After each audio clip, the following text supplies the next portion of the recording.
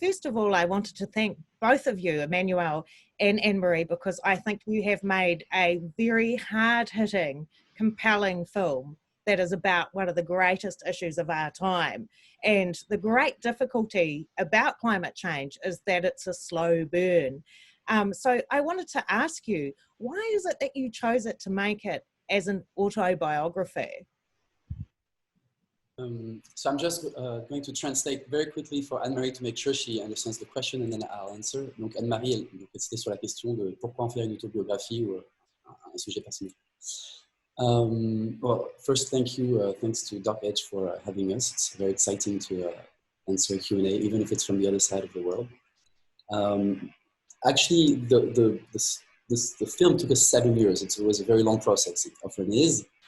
And at the beginning, the film wasn't autobiographical at all. I was hiding behind my characters, which were these scientists. And what I was asking them was to drop the white blouse, to take off their experts' uniform and be human with me. And I realized that I couldn't really do that over the long term without being vulnerable myself and putting myself into the story and daring to bring that vulnerability to the screen as well. So it was halfway through the film, like we had been filming for about 3.5 years, when I decided that I also needed to chronicle my own life.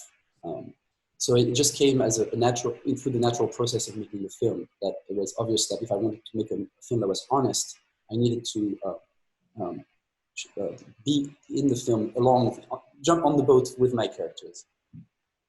It really works because it anchors the film through a kind of human perspective for something that's actually very difficult to imagine over time, how bad climate change could be. So one of the really important things I think that makes it so personal and such a great autobiography is, of course, the editing, which is just absolutely outstanding. It's very cinematographic. It's not a boring science film, and that really adds to the depth of the emotion behind the film. Could you tell us a little bit about the process of the additional images? Is that something that you came in with halfway through the film when you decided to orient it to a personal story, or what was the process behind that? So I'm going to translate quickly. Donc, je tiens à te dire, Anne-Marie, que c'est un grand hommage au montage qu'elle trouve très cinématographique. Donc, je te laisserai répondre en deuxième partie à cette question. Anne-Marie will say a little bit about the editing process, because of course Anne-Marie is chief editor in the film. But also she had a very key role to play as almost like in a co-editing position. And every time we would go and shoot, I would talk to her. She was very early on in the process. We worked on other films before together for another director, and we would really work out the details of how we're going to film things, and then talk about the story. And so really, Anne-Marie that's why I want her to be here today, because she really is key to the writing, the editing, and the directing. So she'll have her own things to say. But the additional images, I was filming my life, and I was filming for this film, and so it was pretty easy because the images were already existing or started existing quite early on.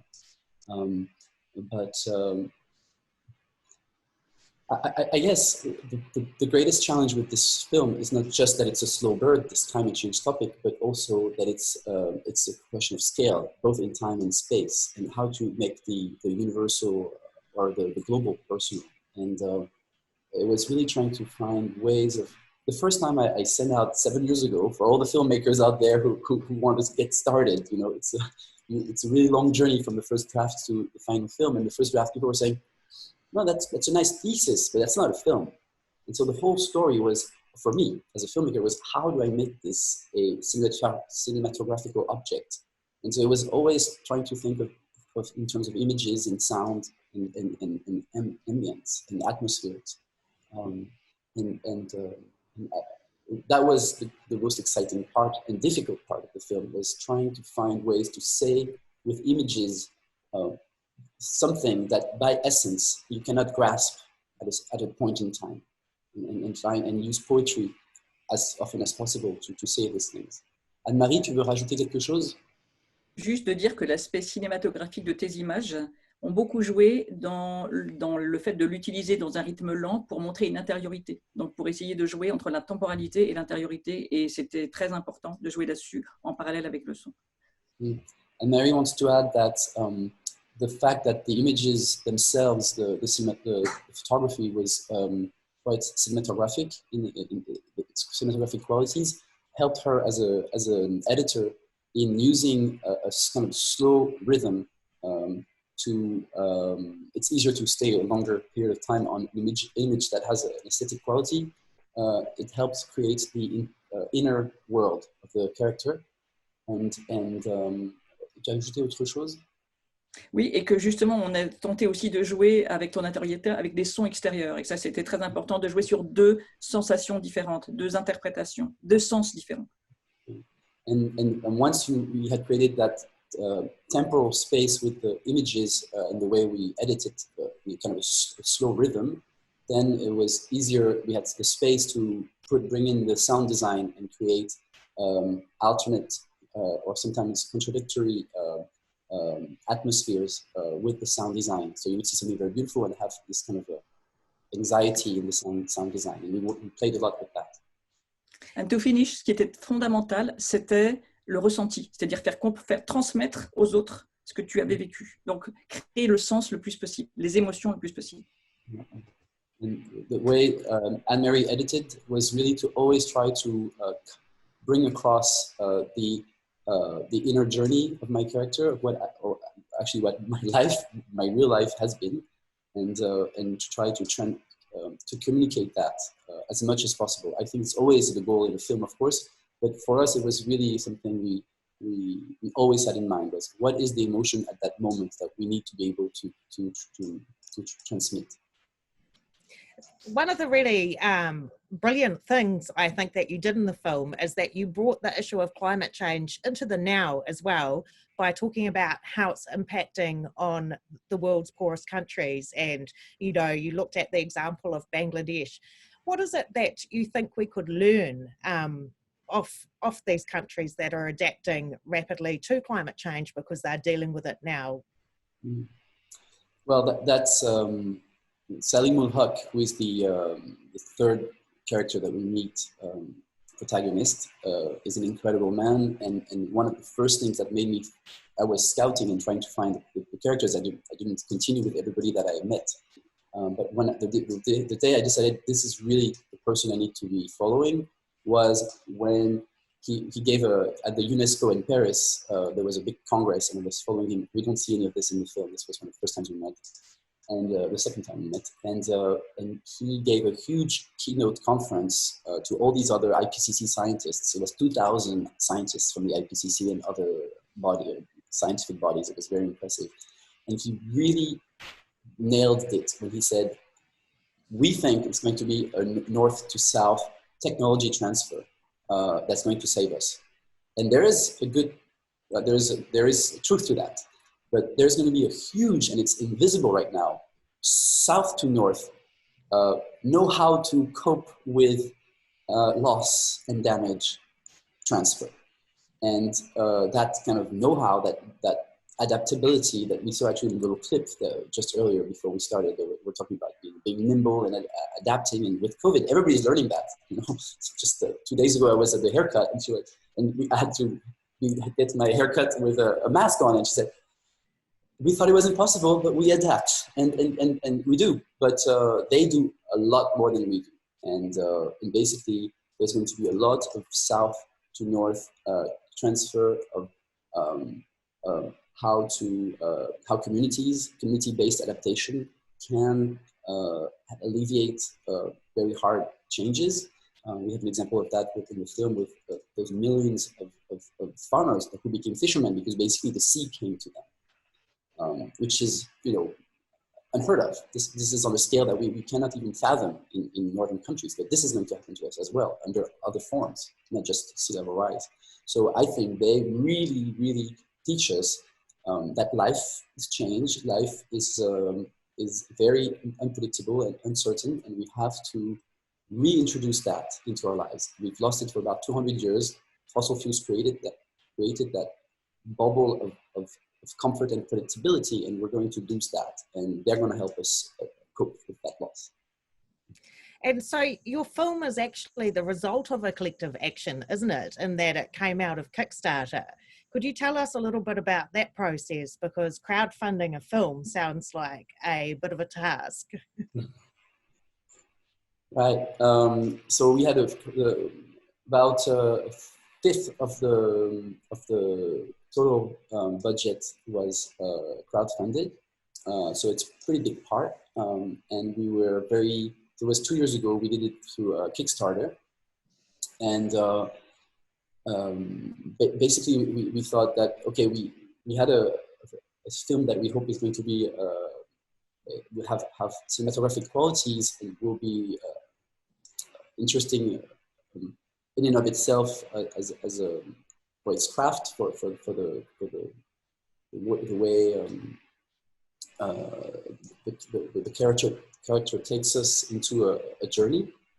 There's the storytelling aspect of it, but also we already knew that there was a very strong activism aspect to the film, and that it could be a tool for activists to communicate with other people around them, their families, their loved ones, that journey themselves that they're experiencing. And in that sense, arts could be a tool for people to communicate, and that inner journey that's very difficult to explain. And so we thought this is really a kind of film where you can do crowdfunding because people are going to recognize their own story very easily, because we know it's a shared experience, what I'm trying to explain in that film. And this is what really what we observed. People really responded. We started by my little network of 1,000 people by emails, and over the course of 30 days, it's a lot of work. We raised about $70,000. That's fantastic. Yeah. I just want to pick up on that question of the story before we've got some questions from the audience coming in. But one of the things that struck me about the film was that there were different levels, I guess, or perspectives on climate change and how we address this challenge. And some of them were quite radical. I'm thinking back to that comment about Jean-Luc, where he actually proposes, do we house the homeless now, or do we create a hell for us all? And you seem to come out on a very sort of positive politics of localized communities and the power of story to transform us. Is that your final endpoint on things? You think that we need to change the conversation, to change the stories, or how did you feel about these different, I guess, perspectives on how to create change? I try in my work to be integrative, to integrate different perspectives, even if I have my own. But actually, my own is a mixture of my different characters. And so Jean-Marc Jancovici, the first character you just mentioned, is very hard-hitting, very tough in his choices. But I think that's what we need to have a constructive conversation, whether it's a national or international conversation on the subject. If we don't say what are the options and we think we can have our cake and eat it too, then we're just, so that's just hot air. So the first thing is we have to be lucid about the space of the possibilities. And once we know what is that framework for the conversation, then we can go into the choices that we need to make. And I think the choices are going to be extremely difficult, and they're going to create a lot of anger, a lot of misunderstandings. And if we don't have a local conversation to implement these hard choices on the local level, we're going to split in between, and we go towards authoritative regimes, which we call eco dictatorships, green dictatorships, and so. I really think that we need to be very hard-nosed and look at the reality. And then we also need to realize that nothing happens in life in general, no matter what the topic is, unless we have a conversation beforehand. And that conversation is so complex that it needs to happen at a local level. That makes sense. So we've got a question here from Alex, and I'll put this to Anne-Marie. So what are you working on now? Donc la question Anne-Marie, c'est sur quoi est-ce qu'on travaille en ce moment?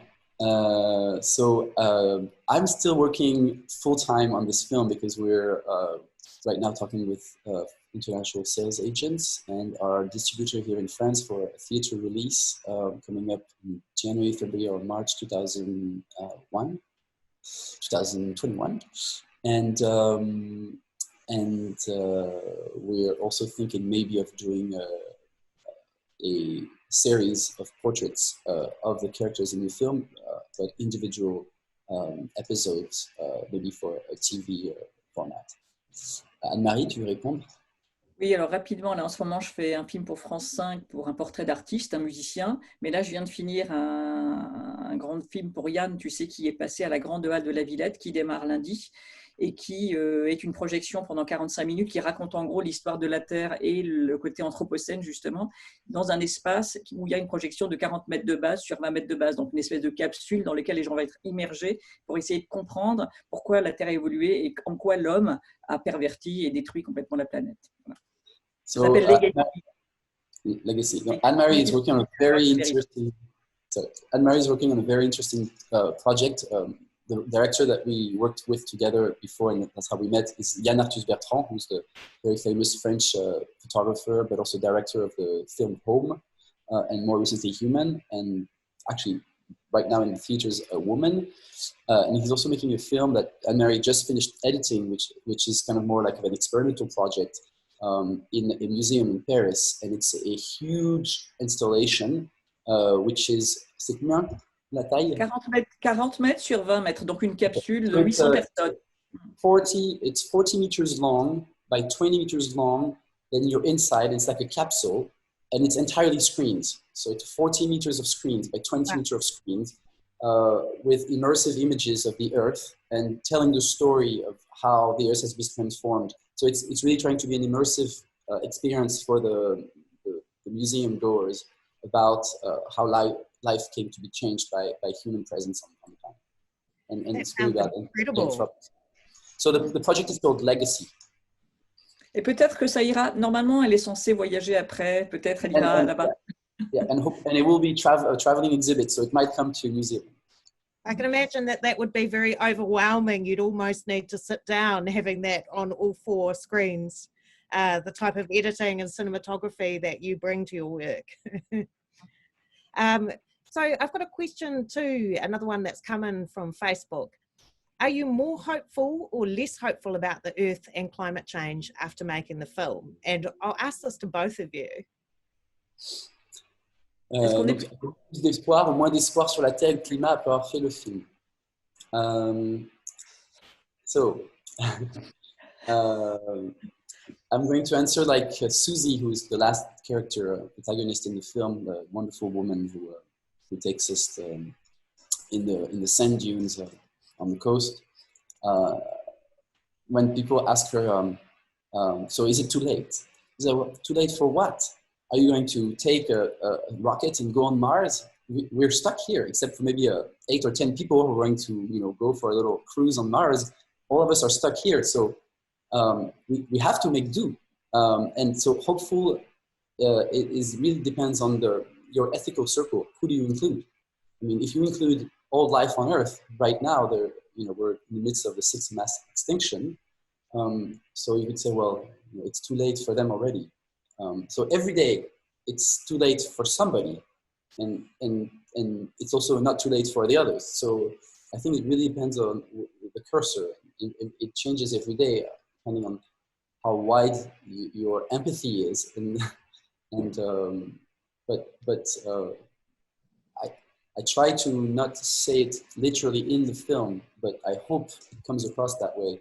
There's a spiritual aspect to the film, which we try to translate in the music. There's this kind of a spiritual quest, which is the search for a form of transcendence, something that's greater than us. And what biology and ecology has taught us is that if you look far ahead enough, you find timescales where it just is a process of life, death, life.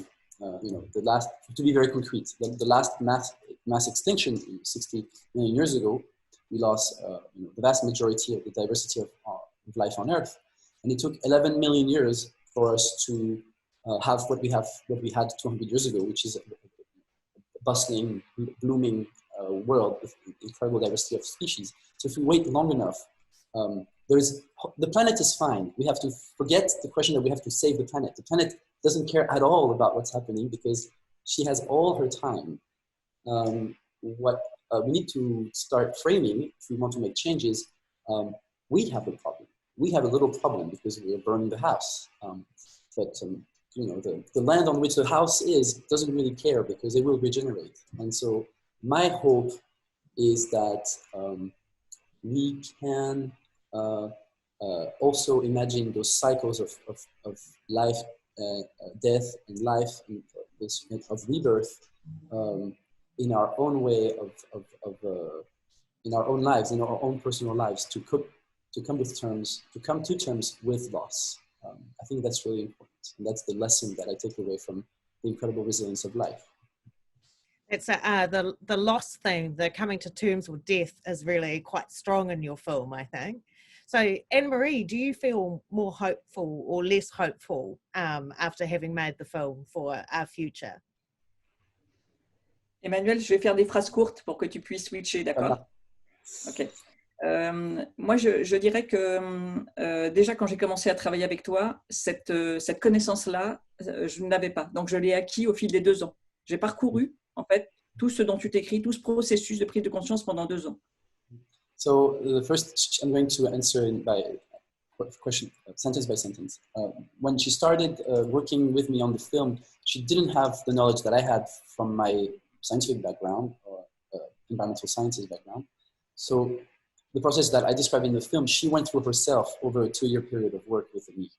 And so for her, that's very fresh. Alors, j'étais sensible évidemment à l'écologie comme tout le monde, mais j'étais dans une espèce de, tu vois, de petites actions que tu décris très bien. J'étais juste à ce niveau-là. And so, like most people, she was kind of at the basic level of doing your little everyday acts for the planet that everybody does when they hear about environmental awareness, but she wasn't thinking much more of that than that. Aujourd'hui, c'est une connaissance beaucoup plus profonde et beaucoup plus intime que j'ai. Et avoir fait ce film, en fait, c'est plus ça, c'est pas avant ou après. Avoir fait ce film me permet aujourd'hui, par rapport à tout ce qui nous arrive en plus, dans ce contexte de Covid et dans ce contexte vraiment de début de collapsologie réelle, me permet d'avoir le sentiment de pouvoir prendre mon destin en main et d'avoir, en fait, la possibilité de me projeter différemment.